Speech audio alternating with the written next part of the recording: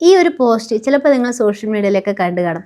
ഈ ഒരു പോസ്റ്റ് ഇങ്ങനെ വരാൻ തന്നെ കാരണം നമ്മുടെ റോഡരികിലേക്ക് സ്ഥാപിച്ചിരിക്കുന്ന AI ക്യാമറകൾ തീർത്തും പ്രവർത്തനരഹിതമാണ് എന്ന് സൂചിപ്പിക്കുന്ന ഒരു തെളിവാണ് ഈ ഒരു പോസ്റ്റ് എന്ന് പറയുന്നത്.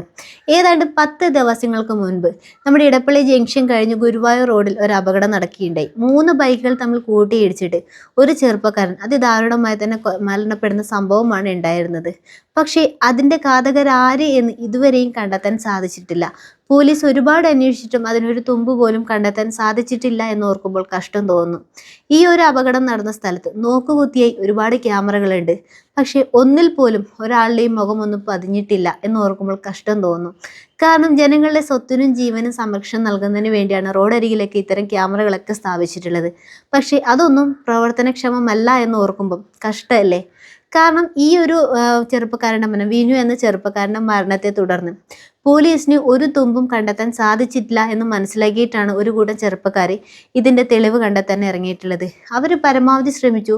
മറ്റ് സ്ഥലങ്ങളിലെ CCTV ഫുട്ടേജ്, ആ ഒരു സമയത്ത് കടന്നുപോയ വാഹനങ്ങൾ ഒക്കെ ആ ഒരു CCTV ഫുട്ടേജിൽ നിന്ന് കണ്ടെത്തിക്കൊണ്ടാണ് ഇവർ ഈ ഒരു തെളിവെങ്കിലും അവർക്ക് സാധിക്കാൻ പറ്റിയിട്ടുള്ളത്. അതായത് 2 ആൾക്കാർ ബൈക്കിൽ ധൃതിയിൽ പോകുന്ന ഒരു കാഴ്ചയാണ് അവർക്ക് കാണാൻ പറ്റിയിട്ടുള്ളത്. പക്ഷേ അത് ആരാണെന്നോ ഏത് വാഹനമാണ് എന്നോ ഒരിക്കലും അവർക്ക് തിരിച്ചറിയാൻ സാധിച്ചിട്ടില്ല. സാധാരണ പല സ്ഥലങ്ങളിലും കടകളിലൊക്കെ സ്ഥാപിച്ച CCTV ക്യാമറ അങ്ങനെയൊന്നും വ്യക്തമായി കാണാൻ സാധിക്കില്ല എന്ന് നമുക്കറിയാം. പക്ഷേ അതിനൊക്കെ എത്രയോ അഡ്വാൻസ്ഡ് ആയിട്ടുള്ളൊരു സംഭവമായിരുന്നു നമ്മുടെ റോഡരികിലൊക്കെ സ്ഥാപിക്കുന്ന AI ക്യാമറ. എന്നിട്ടും ഒരു ഉപകാരവുമില്ലാതെ പോയി ഇത്തരം ക്യാമറകൾ എന്തിനാണ് നോക്കൂത്തിയെ റോഡിൽ വെച്ചിരിക്കുന്നത് എന്ന് ഓർക്കുമ്പോൾ നമ്മൾ തന്നെ ചോദിച്ചു പോവും, എടുത്ത് വലിച്ചെറിഞ്ഞൂടെ എന്ന്. സത്യമല്ലേ?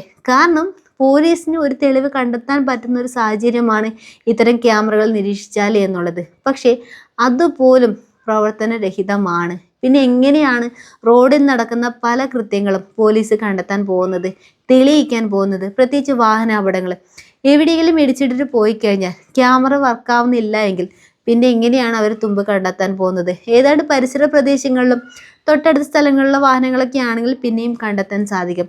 അല്ല, ലോങ് റൂട്ടിലൊക്കെ പോകുന്ന വാഹനമാണ് ഇത്തരം കൃത്യം ചെയ്തിട്ട് പോയത് എങ്കിൽ എങ്ങനെ കണ്ടെത്തും?